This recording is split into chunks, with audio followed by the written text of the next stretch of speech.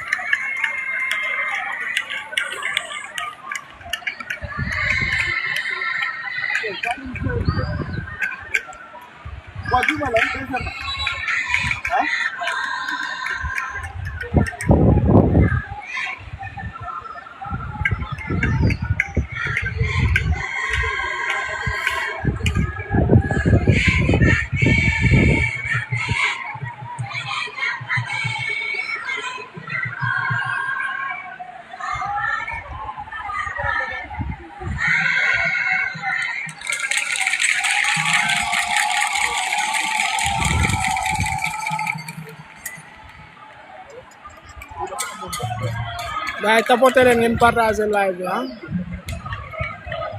tapoter leen ngeen partager live bi gën a jóg balaa ñu koy signaler ah.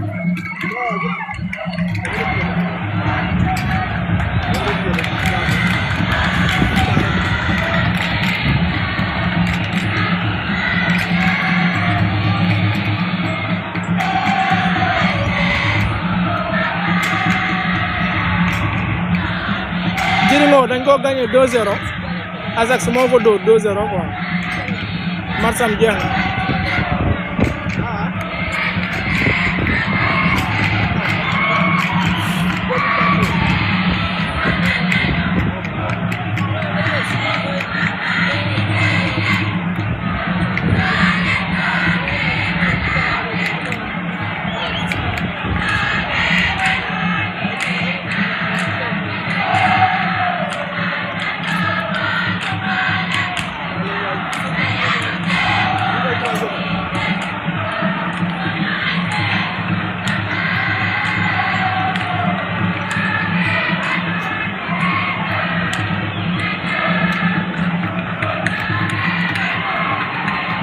Grand Renaissance nu mu def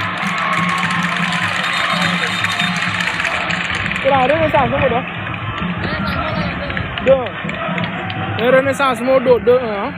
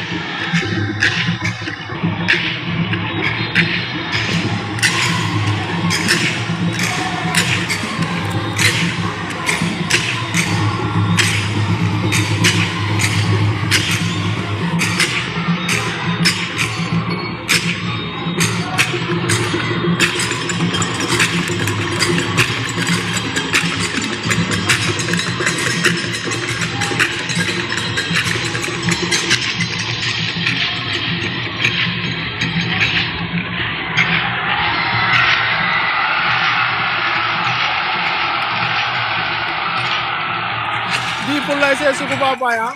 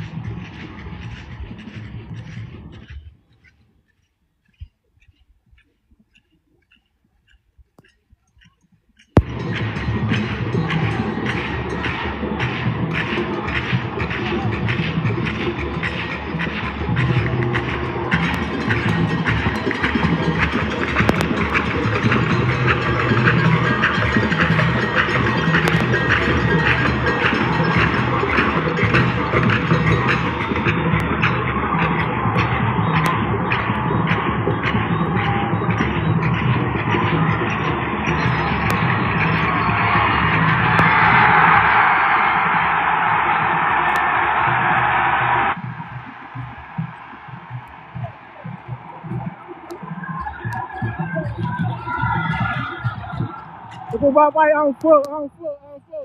On va pas qu'il mène 2 buts à 0. Ça, là, c'est Guignabo.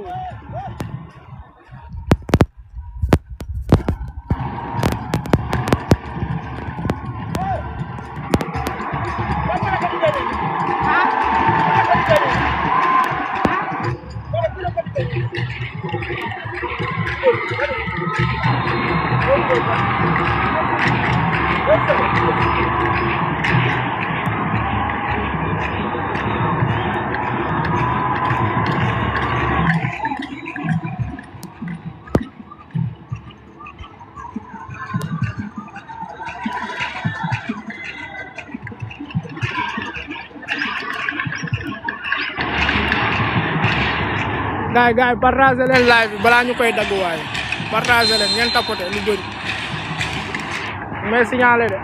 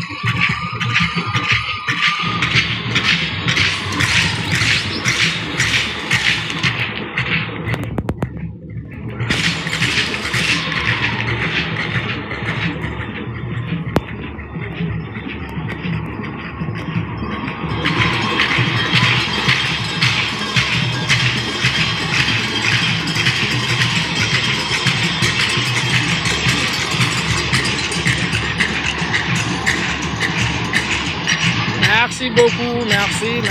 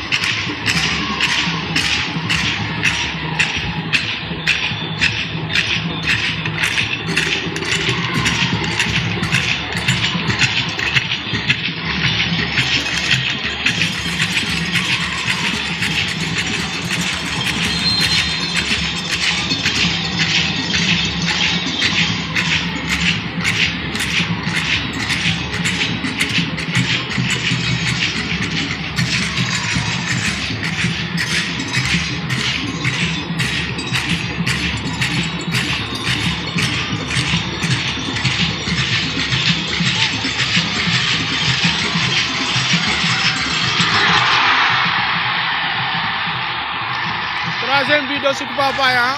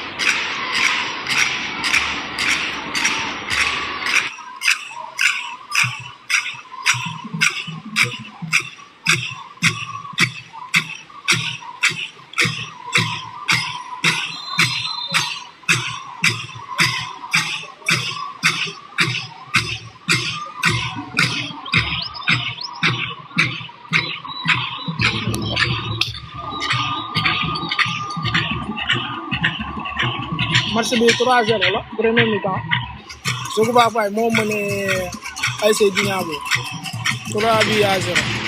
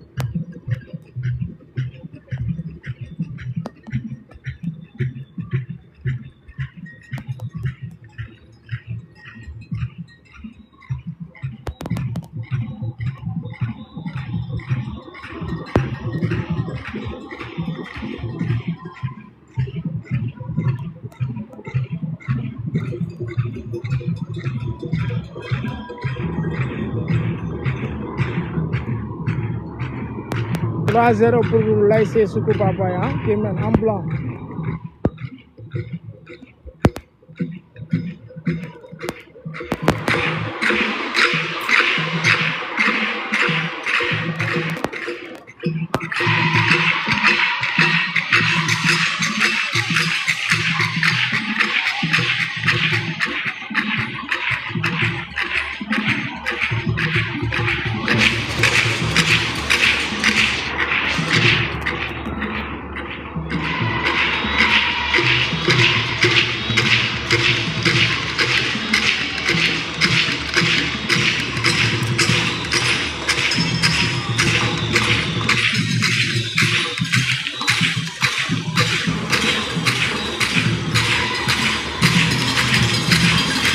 Ajax moo dóor 2-0.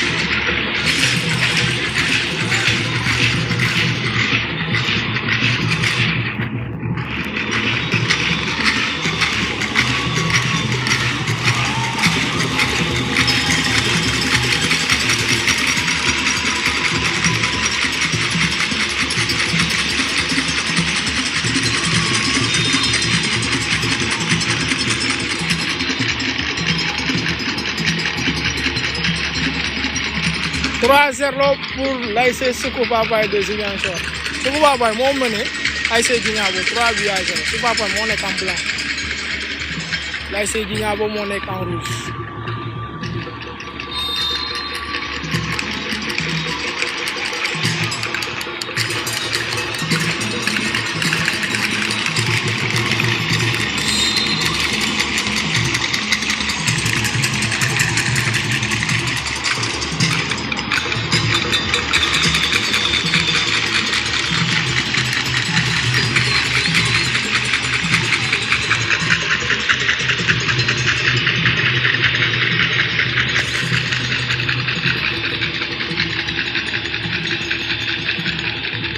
Oui, premier mi-temps là, mi-temps guñu mais dans pas longtemps xam naa ñu def mi-temps.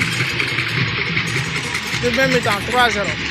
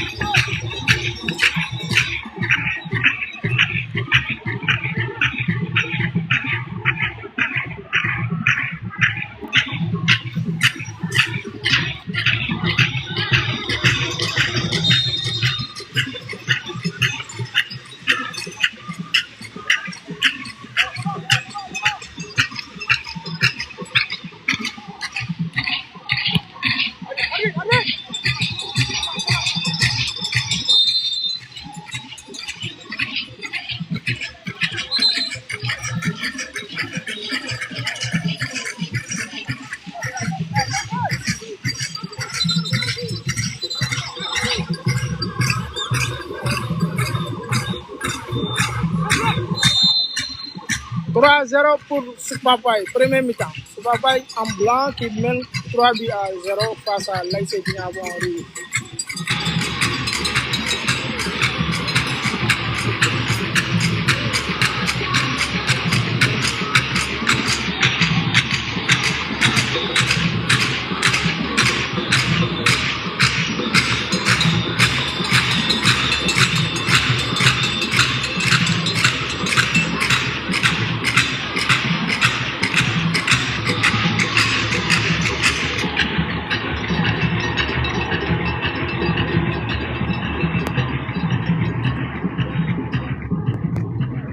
Joka moo dugal deuxième but bi quoi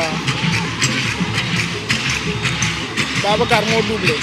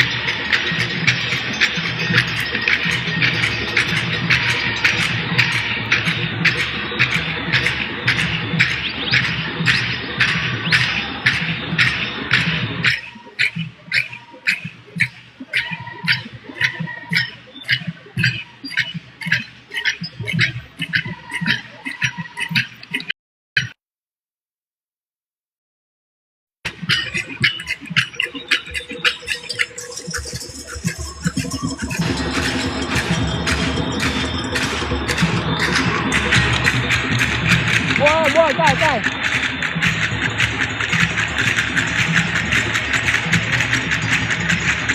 Tiên mình nó ăn cái gì này, tiên mình cái gì nó còn cả.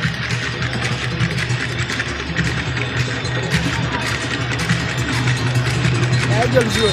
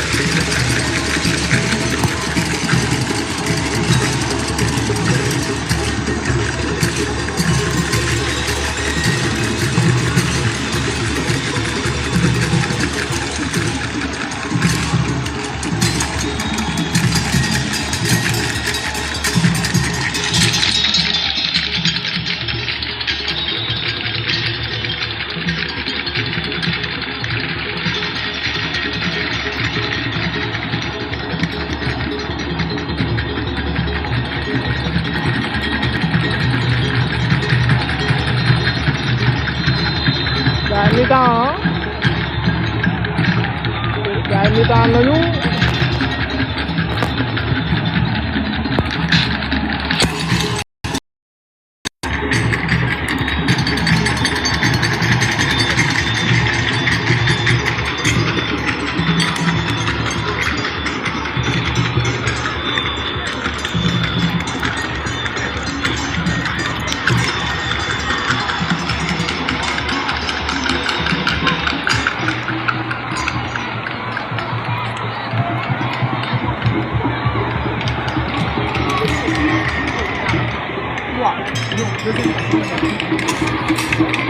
so su papa moo mëne ah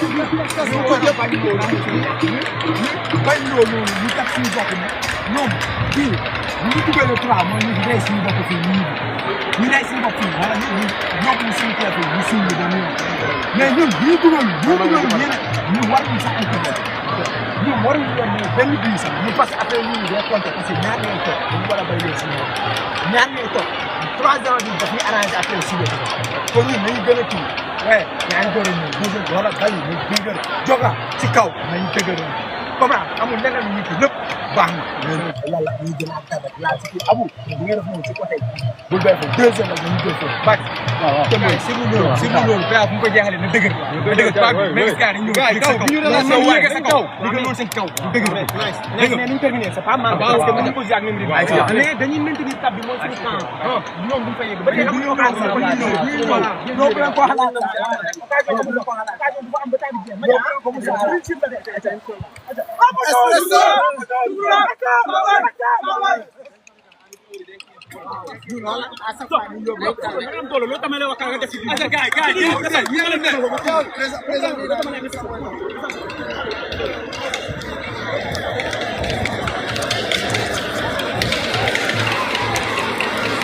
gaay mi-temps lañ nekk ah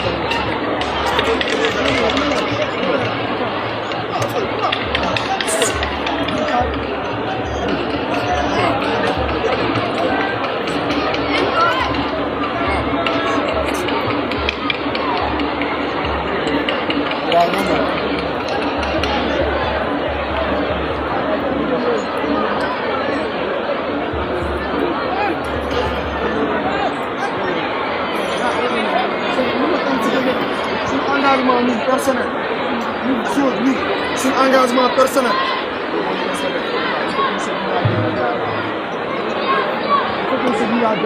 alors on s'est bien préparé ce match et puis on est bien préparé suñu liggéey suñu liggéey moo feeñ loolu du dëgg du yoon ah booy suñu liggéey dafa war a feeñ de on a pas l'habitude de jouer parce que ñu jouer 3 prises de balle lan mooy suñu problème ba ñëw tey ñu ñoom problème pour jouer 3 prises de balle il faut que ñu osé waxtaan. waaw live bi ak code mi def briefing. waaw maa ngi jégalu. waaw ok.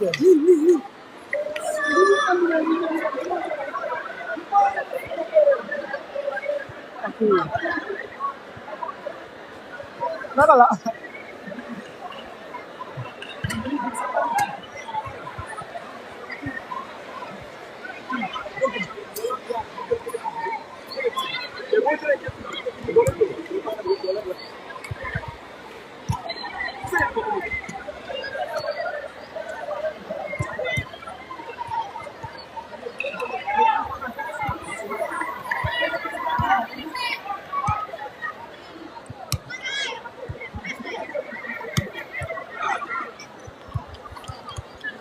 Ama loo gis nag loo gis.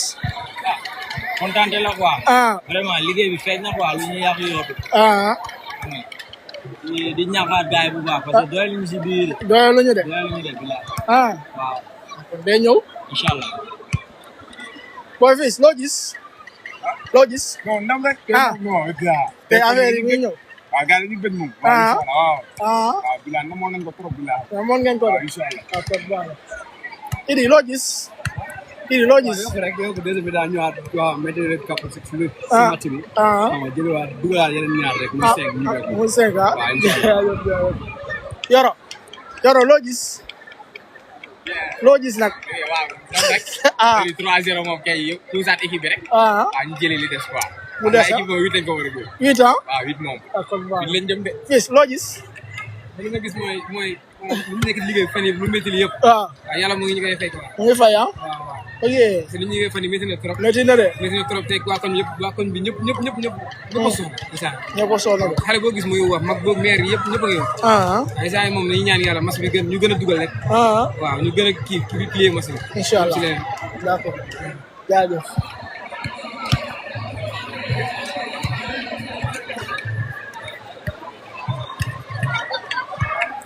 jël seen beneen joueur bii di échauffé ah léegi di Super Papa bi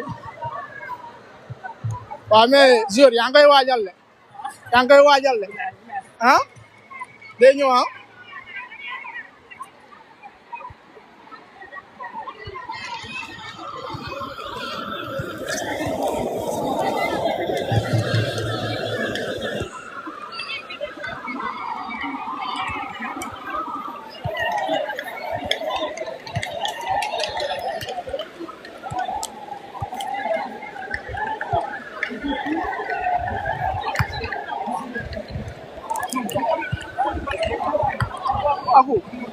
aku yaay wax ah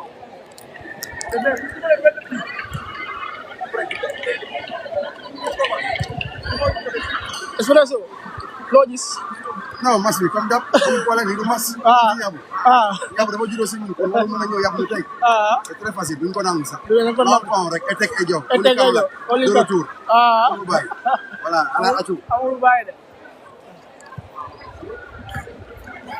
waaw mais président équipe bu mag bàyyi de askas ah ñi ñoo dàqale mooy Ziguinchor nag xaar ma yéeg may leen tuuti supporters yi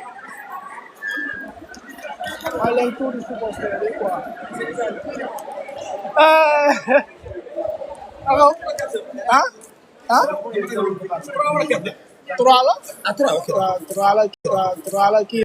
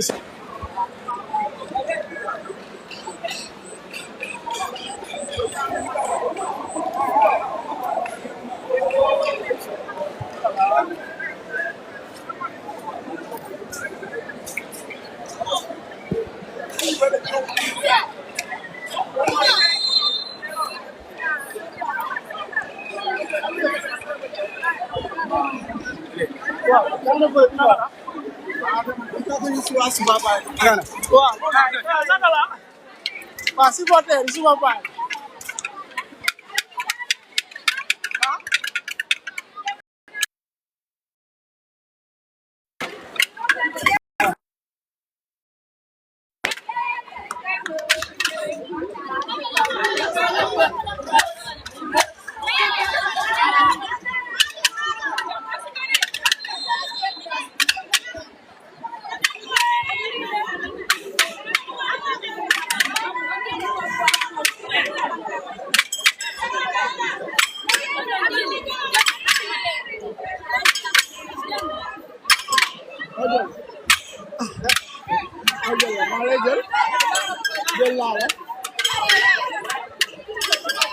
bon loo gis deuxième mi-temps bi loo gis ah ah victoire la de.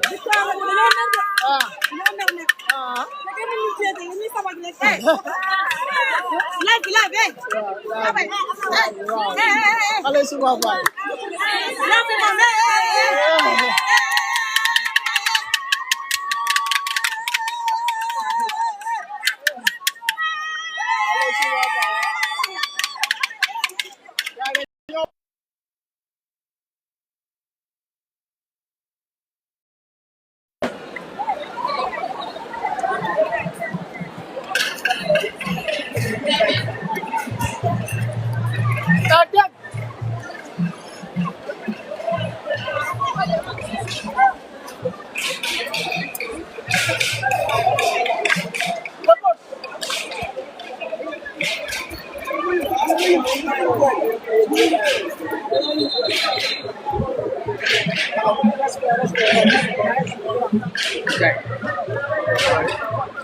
Bon, tu ça.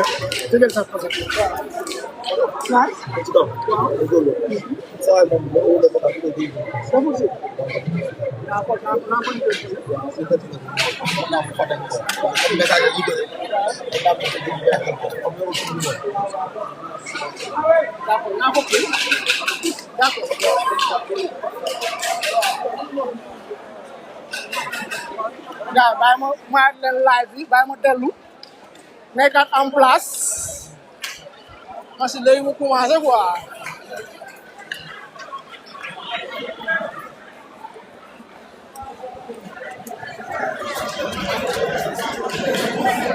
maa doon live. maa doon live.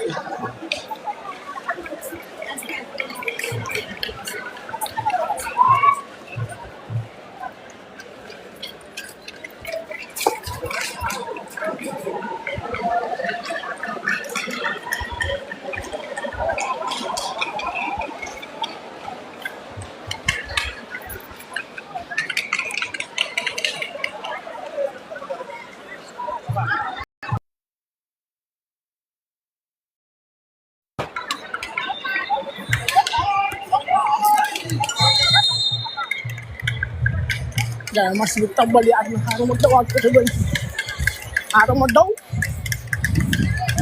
may leen ma 2 minutes rek ok waaw mais naka la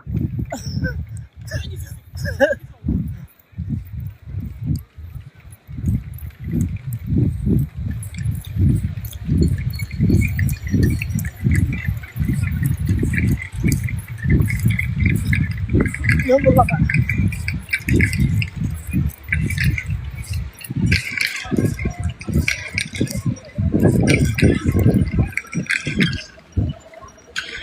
boy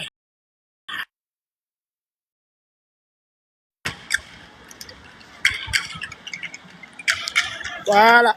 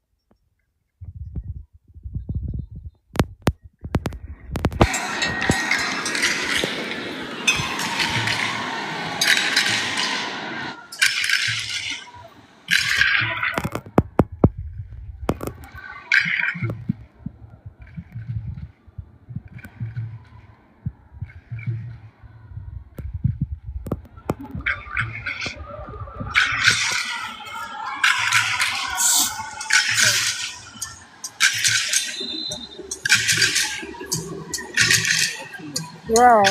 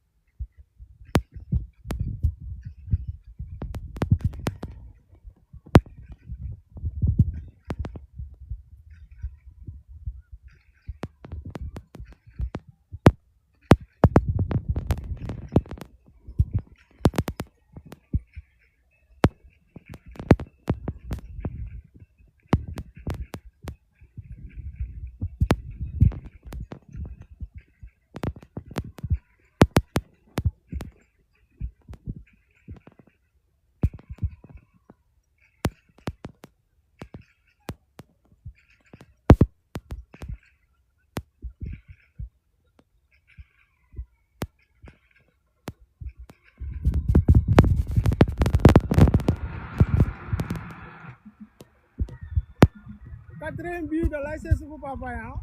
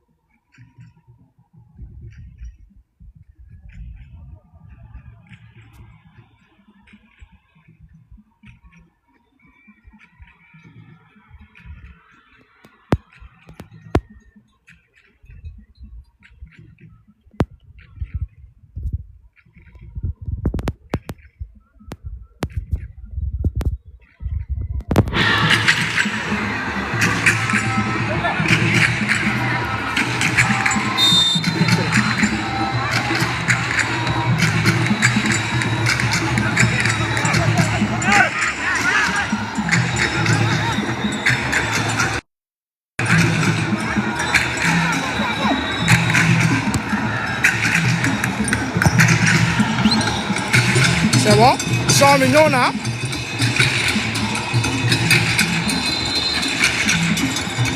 Quatre buts à 0, hein? Score bi 4-0 là pour le moment. Deuxième mi-temps. Suku Papaya moo mëne.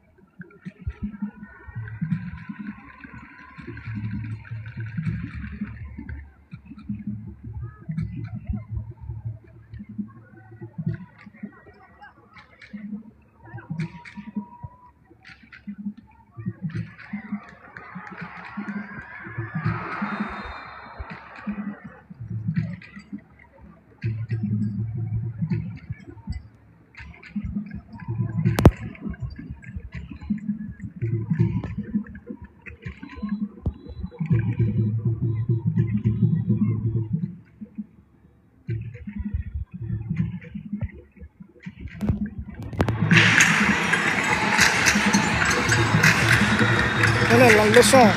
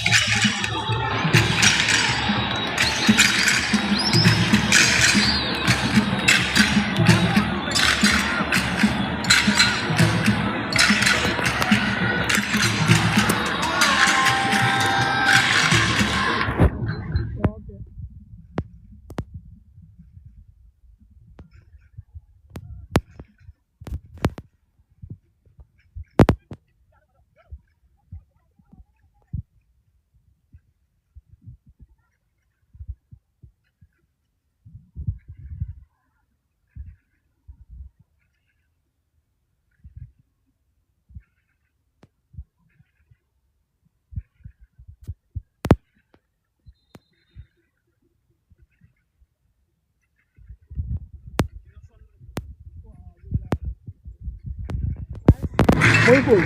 Ada nga ñoo jël ay photo.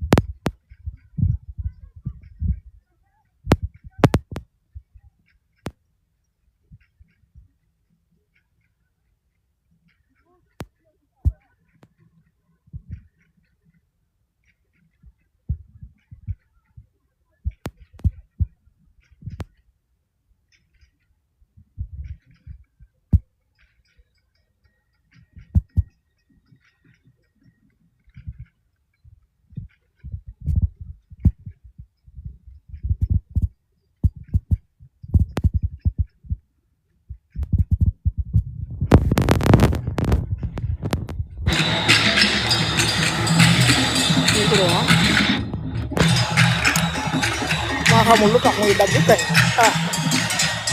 appel yi la quoi xam nga gars yi suñu wootee nii rek affaire yi day dagg après appel yi c'est bon ah son bi baax na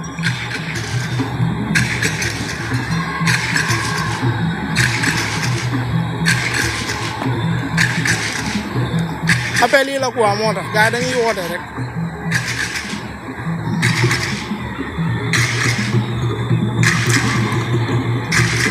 quatre buts à 0 ah su Papa moo mënee ni deuxième mi-temps 4-0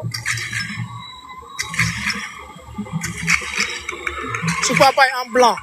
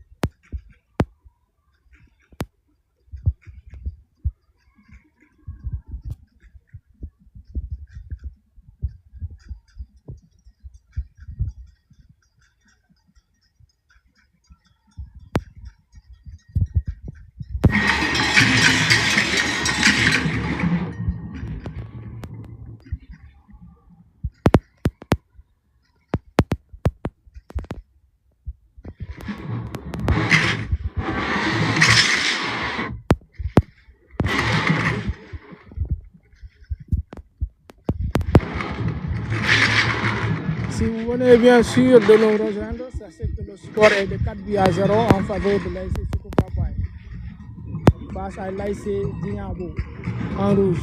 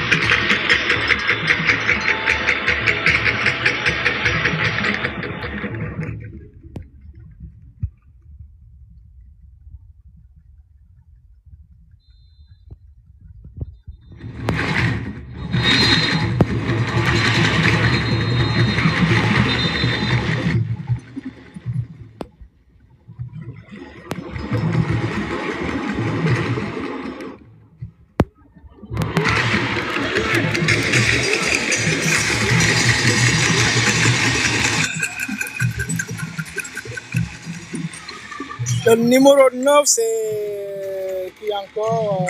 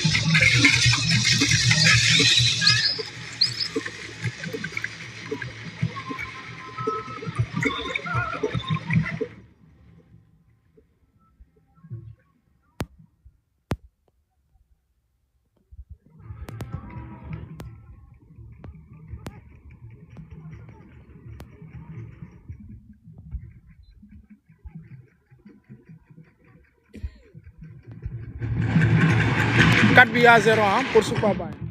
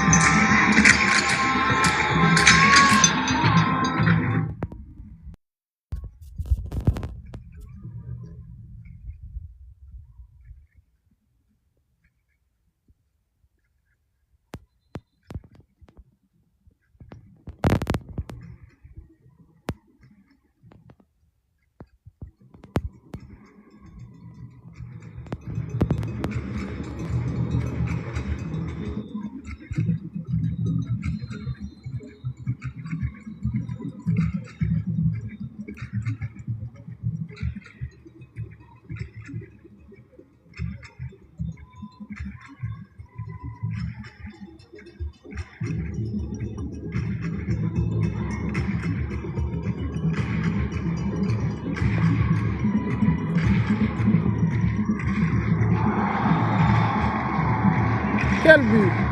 Hop, hop, hop, hop, hop, hop, hop, hop, hop, hop.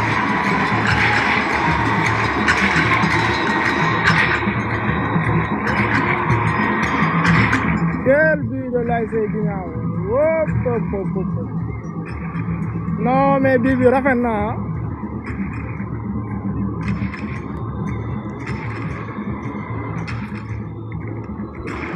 4 buts à 1.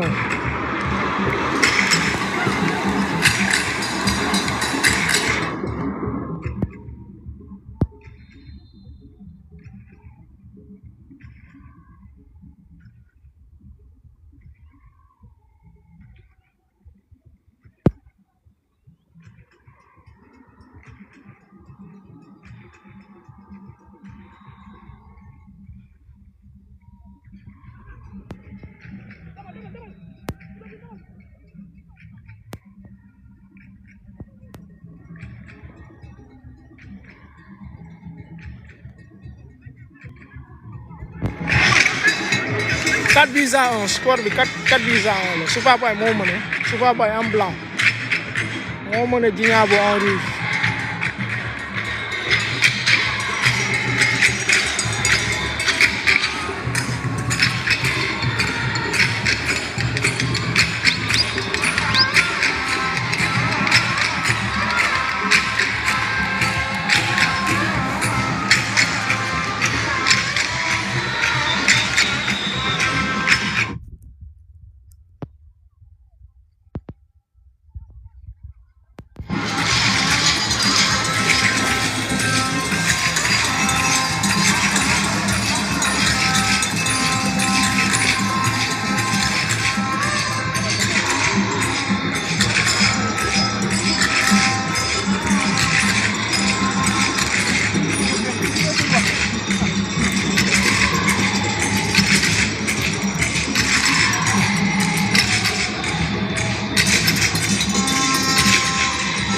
Score bi Super Boy moo mëne.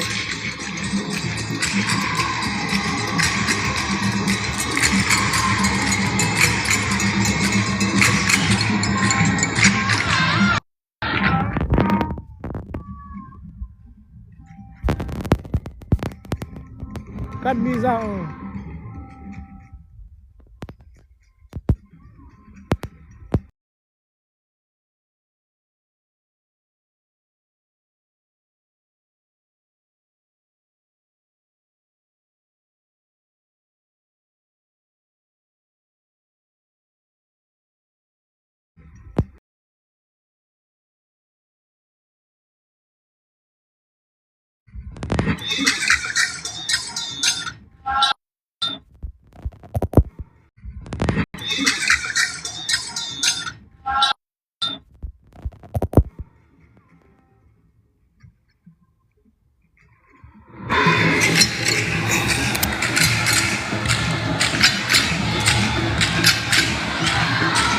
Changement du côté de Super Boy.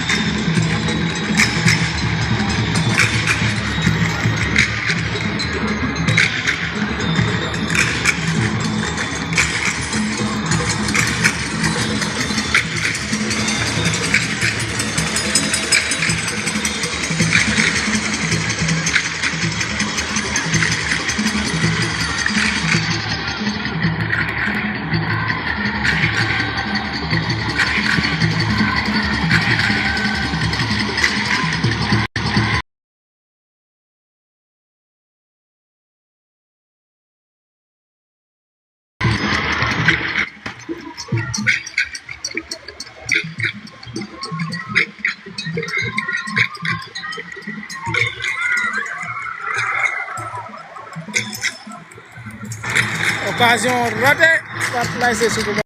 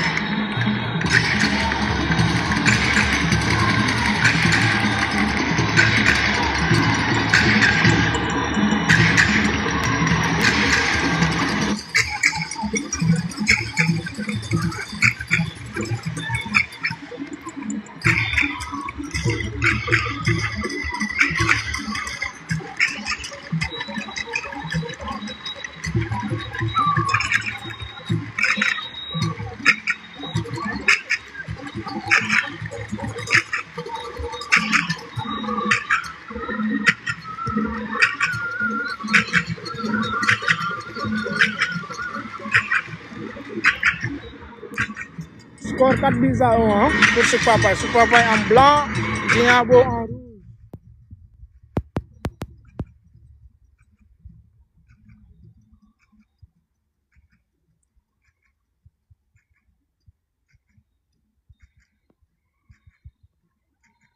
Fin match, hein? Fin match. Match bi jeex na. Victoire de l'ASC Sikobar by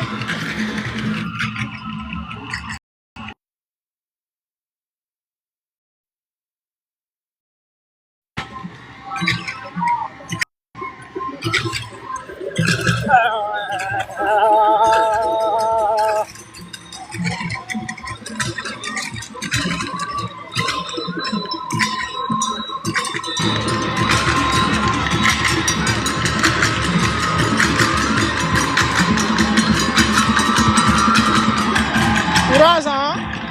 Aujourd'hui, hein? Parti, de rien, bye, de rien.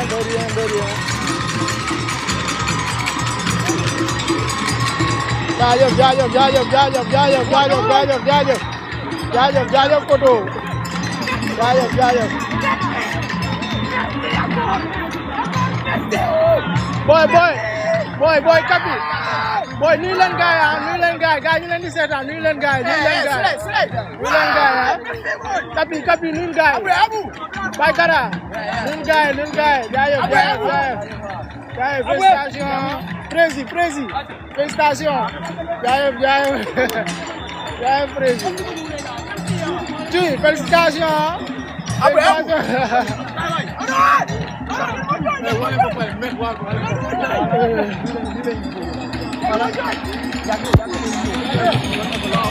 Van kay van.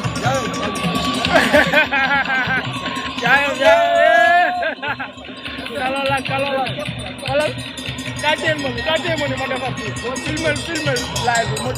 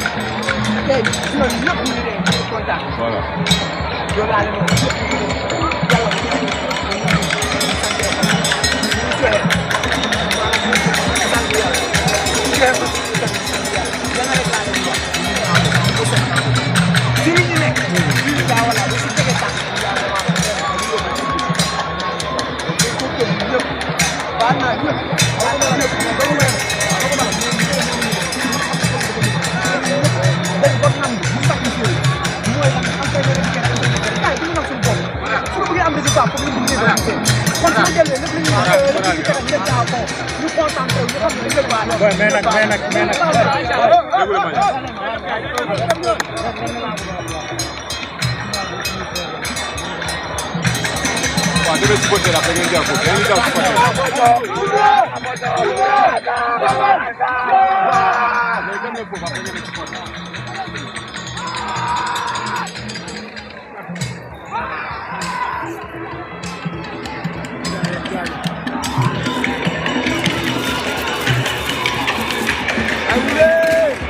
Fair play, hein?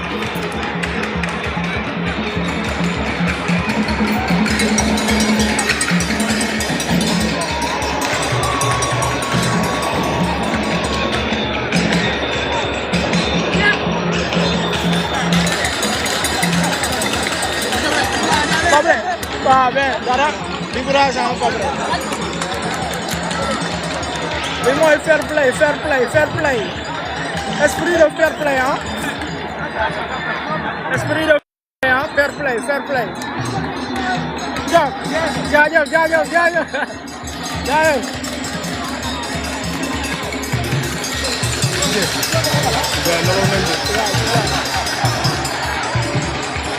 Xam nga léegi du lay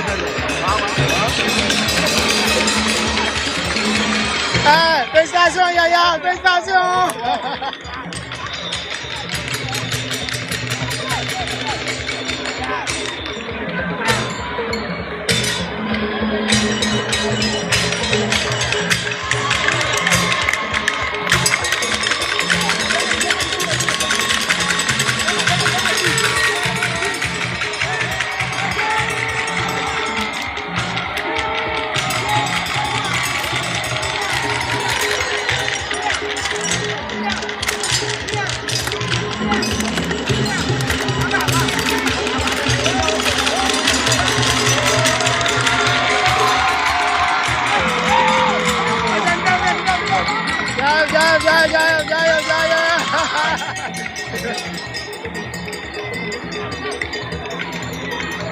Gars, ouais, mais merci beaucoup, merci à tous les gens qui nous ont suivis. Le derby est terminé. Donc, ce papa est mort au gel. 4 buts à 1 face à l'AIC Guinabo, bien sûr. Et encourager bien sûr l'AIC Guinabo. Féliciter encore une fois l'AIC sur papa. Je remercie tout le monde.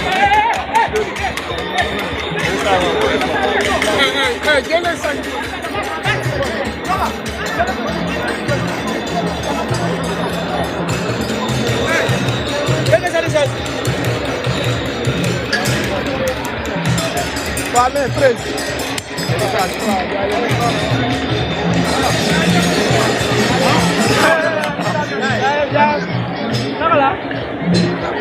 Kara. Nice. Bon chance.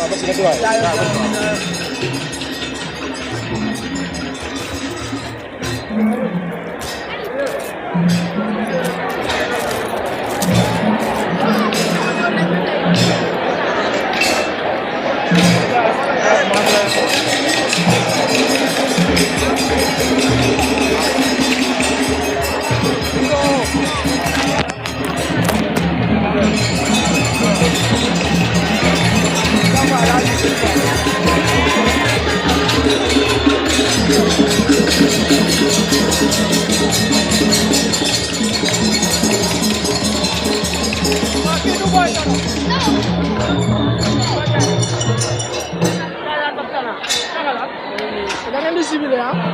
Wow. Wow.